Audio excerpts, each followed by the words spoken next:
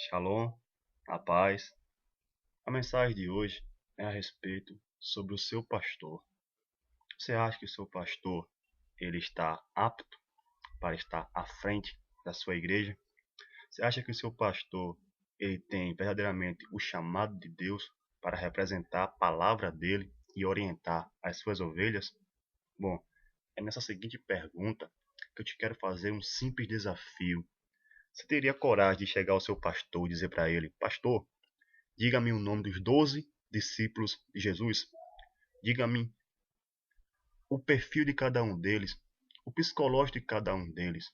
Eu não estou fazendo uma pergunta de extremo conhecimento bíblico, como diga-me todos os versículos, ou quantos capítulos, ou cite todos os profetas, ou algo do tipo. Mas eu acho que uma pessoa como cargo de pastor deveria, ao mínimo, ter o conhecimento dos discípulos de Jesus. E por que eu te faço isso? Porque se uma pessoa não está apta para responder tal pergunta, será que ele está apto para te ensinar a verdadeira palavra de Deus? E o que acontece com você se você estiver seguindo doutrina de um homem que não está apto para seguir a palavra de Deus, que não está apto para ensinar a palavra de Deus? Minha principal preocupação não é com o pastor, pois ele já sabe do seu futuro. Minha preocupação é com você. Se você sabe discernir se o seu pastor é verdadeiramente um pastor chamado por Deus ou se ele auto se dominou pastor. É por isso que hoje à tarde, meditando na palavra, eu encontrei no livro 1 Timóteo, capítulo 3, e fiquei muito admirado com esse ensinamento e quero passar para você, rapidinho. Diz assim: Fiel é esta palavra, se alguém aspira ao episcopado, excelente obra deseja. É necessário, pois, que o bispo, o pastor, enfim, seja irrepreensível, marido de uma só mulher, temperante, sóbrio, ordeiro, hospitaleiro, apto para ensinar. É muito importante que você pegue um dicionário e veja o significado de cada palavra dessa, chame um amigo seu e veja se o pastor está adequado com isso. Vamos mais além.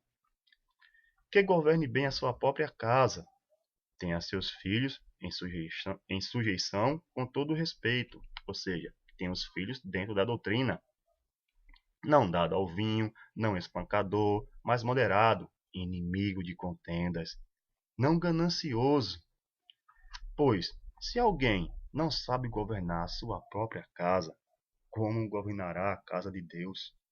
Se alguém não sabe administrar bem a sua própria mulher ou seus filhos no caminho certo, na doutrina certa, como poderá conduzir as ovelhas à casa de Deus? É por isso que eu te peço, mais uma vez eu digo, 1 Timóteo capítulo 3, faça um estudo e veja se o seu pastor, diácono, auxiliar, presbítero, mestre, rabi, líder, enfim, está de acordo com aquilo que Deus determinou, com aquilo que Deus quer. Porque se você acha que o teu pastor tem a honra de ser chamado de pastor por causa de um simples cargo a mais do que o seu, porque ele tem um poder legislativo, um poder judiciário, um poder executivo, ou se ele tem um dom de fazer milagres ou maravilhas acontecer, você está enganado, meu amigo. Você está sendo enganado e isso é blasfêmia e é mentira de acordo com a palavra de Deus. Porque tem 15 requisitos. Se o teu pastor falta em apenas um, já se torna mentira, porque já é imperfeito. E Deus, como sempre, e sempre será perfeito. Portanto, é necessário que você saiba os requisitos do seu pastor. Você conhece bem o seu pastor? Você sabe como ele é dentro da casa, com a sua própria esposa, com seus filhos? Como é que ele age entre quatro paredes com a sua mulher em momentos íntimos? Hum? Então, eu acho que não, né? Mas peça ao Espírito Santo, peça que ele te dará a resposta.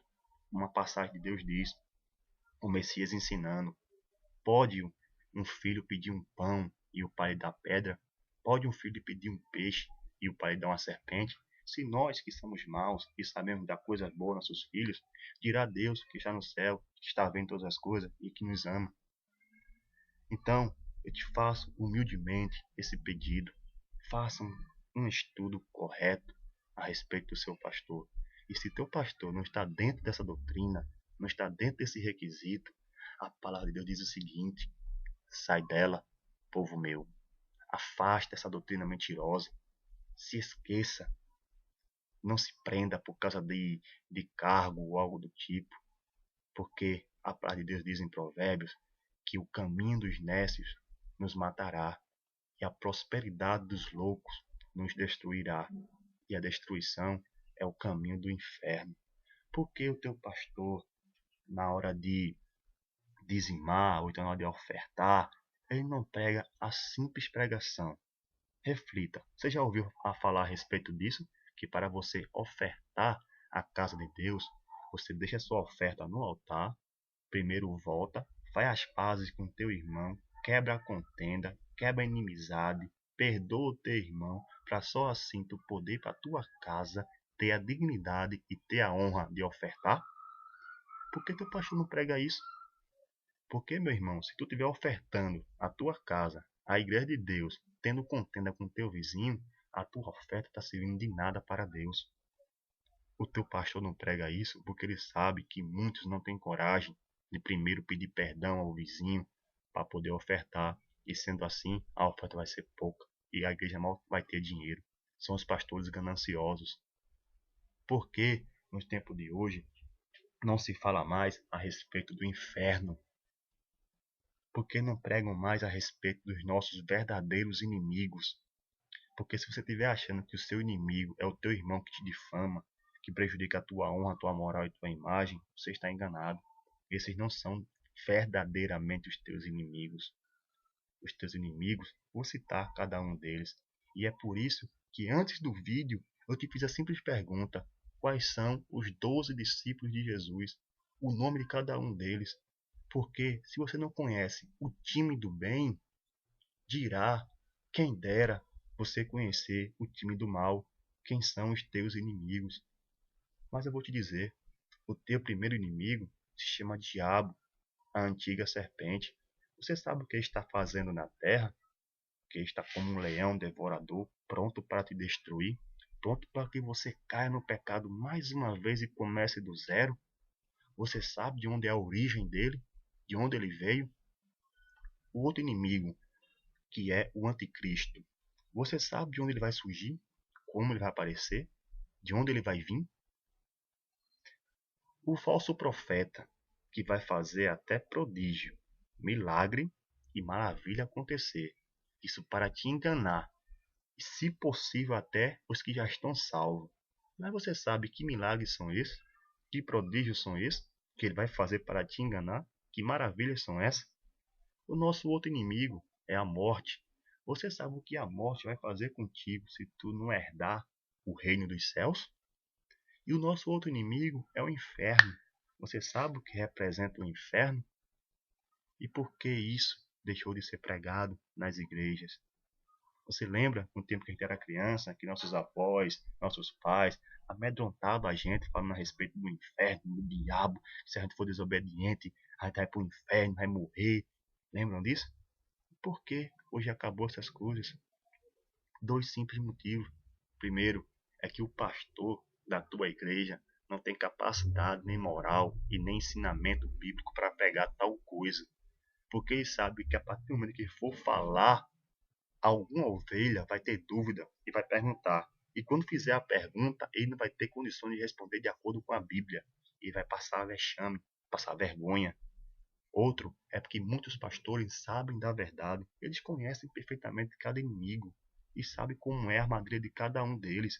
Porém não querem pregar, porque se for pregar, eles têm que ser severos. E ser severo nos mandamentos de Deus. E aí você vai ver o quanto é estreito o caminho de Deus. Como é estreito, muito mais do que você possa imaginar para subir ao reino dos céus. E como diz lá em Tiago 2:10, que todo aquele que obedece os mandamentos, mas tropeça em um, apenas em um, é culpado de todos. Não é isso que nós temos muitos irmãos aí dizendo? Ah, mas eu só peco só nesse, eu não mato, eu não traio, eu não tenho vício, eu não bebo, eu não faço isso, mas vive mentindo, vive fazendo contenda com o irmão, fuxicando do irmão, não é? Então, se torna culpado de todos eles. A palavra é dura, a palavra é pesada, mas a palavra é verdadeira, é o que está escrito na Bíblia. Então é por isso que acabou essas pregações. Então, por que eu te digo que é tão necessário que tu conheça o time do bem e o time do mal? Por que eu coloco a palavra como um time? Porque para um time ser vencedor, ele primeiro estuda todas as estratégias do adversário. Ele conhece quem são os principais jogadores. Ele conhece os pontos fracos, os pontos fortes. E para vencer, eles treinam, eles ensaiam com bastante treinamento até chegar à cara do gol. E quando chegar na cara do gol, ele sabe que o gol vai ser certo. E é assim nosso meio espiritual, é assim nossa vida espiritual. Devemos saber sim quem são nossos inimigos, o que representa cada um deles, como é o ponto fraco deles e como é o ponto forte dele, o que devemos fazer e deixar de fazer, para que quando vier sobre nós a armadilha, as contendas, as decepções, as tribulações, possamos vencer de cabeça erguida e passar e seguir degrau em degrau, subindo até o caminho de Deus. Veja o quanto isso é importante e que isso deixou de ser pregado na tua igreja. Por causa de quem? Do teu pastor, do teu líder, do teu guia, do teu mestre, do teu rabi. Peço, por favor, estudem 1 Timóteo capítulo 1. Veja o que está escrito em Provérbios, no capítulo 1, do versículo 20 por diante, quando diz assim: Até quando, estúpido, tu amarás a estupidez? Até quando se deleitarão no escárnio os escarnecedores? Ou seja, até quando as ovelhas viverão no caminho dos escarnecedores? E até quando odiarão os insensatos conhecimento? Porque a partir do momento que você lê a Bíblia, conhece os mandamentos e não cumpre, não se dedica para cumprir os mandamentos, certo que somos falhos, mas porém devemos lutar um bom combate, assim como Paulo ensina. Você passa a ser um insensato que construiu a sua casa na areia e a chuva caiu e transbordaram os rios e bateu um vento de frente com a casa e grande foi a tua queda. Não seja insensato, não seja tão tolo em ser enganado por esses pastores que se levantam, que se dominam ao outro pastor sem ter um pleno conhecimento, sem ter o pleno caráter, a plena dignidade de ser chamado de pastor. Eu oro todas as noites para que se levantem mulheres profetas, homens profetas, para profetizar mesmo contra a vida desses pastores. Eu peço muito a Deus para que dentro da nossa cidade de Condado, essas heresias, essas pessoas que estão mentindo, que estão usando das ovelhas para enriquecer, sejam todas exterminadas. Eu digo isso com o maior vigor. Queria eu que meu Deus me desse tal autoridade para ir em frente com esses pastores, mas eu não posso fazer isso porque quem julga é Ele. Mas eu oro para que levante profetas para fazer isso e que seja terminado de uma vez por todas em nossa cidade vizinha. Peço também a você, pastor, digno de honra, escolhido por Deus, que tem um amor verdadeiro, que prega a verdade, continue fazendo bem, continue levando suas ovelhas para o caminho certo, continue pregando a respeito do bem e do mal, ensine um por um de nossos inimigos, para que eles fiquem aptos e espertos para quando vir a cilada não cair, mas sim vencer. Peço humildemente isso. Eu sei que você age com um bom coração. Eu sei que ainda existem pastores dignos que têm um chamado de Deus. Peço também você, ovelha, que parem, reflitam, obedeçam à ordem de Deus e se afastem desses pastores mentirosos. E você, pastor, que se domina pastor, seu hipócrita, seu fariseu, você, seu mentiroso, falso profeta, você iracundo, destruidor da palavra de Deus, você que só causa blasfêmia, você que usa no nome do meu Deus, que veio à terra e se fez carne, se humilhando, que derramou seu sangue naquela cruz, você que usa do nome dele para enriquecer, se arrependa do seu pecado, seu mentiroso, arrogante, estúpido, corrupto. Você se arrepende enquanto é tempo, porque em breve meu Deus virá e todo olho há de ver, as nações irão estremecer e todos se prostrarão diante dele e não terá mais bonança para você, não terá mais perdão. Se arrependam e deixem de praticar esse ato maléfico, esse ato satânico. E vocês, pais, ensinem a seus filhos a respeito dos inimigos, para que eles não possam crescer no erro, sem ter medo do inferno, sem ter medo do diabo. Devemos sim ter medo, porque quanto mais tememos o mal, mais iremos ter tremor a Deus. Porque quando nós passamos a ter temor a Deus e cumprir seus mandamentos, Ele não deixa com que o inimigo toque em nós, porque somos fiéis e filhos dele. Seja filho de Deus, não se afaste da palavra de Deus por obedecer os mandamentos, porque está escrito em Apocalipse 3,19: eu castigo e repreendo aqueles que eu amo.